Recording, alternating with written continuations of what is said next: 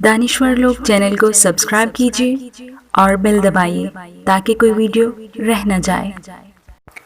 صبر آخر اتنا مشکل کیوں ہوتا ہے؟ اور مسئلہ یہ ہے کہ اس کے بغیر چین بھی نہیں پڑتا۔ یہ سوال میں اکثر خود سے پوچھا کرتی تھی، لیکن پھر رفتہ رفتہ میں نے زندگی کو سمجھنا شروع کیا تو پتہ چلا زندگی تو صبر کے سوا کچھ بھی نہیں۔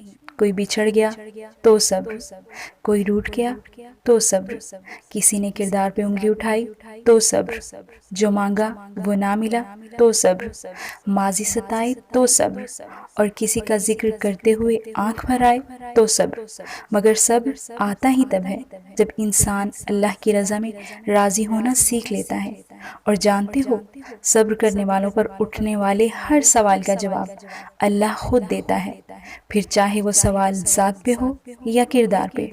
اور سوچو ذرا، جس شخص نے اللہ کے فیصلے پر سر جھکا لیا اور صبر کر لیا، اسے پھر دنیا کی کون سی چیز توڑ سکتی ہے؟ بس پھر لوگوں کا ڈر ختم ہو جاتا ہے اور ان کی باتیں دکھ نہیں دیتی، کیونکہ تب دل یہ سوچ کر مطمئن ہو چکا ہوتا ہے کہ اللہ کافی ہے۔ صبر محبت ہے اور محبت صبر ہے۔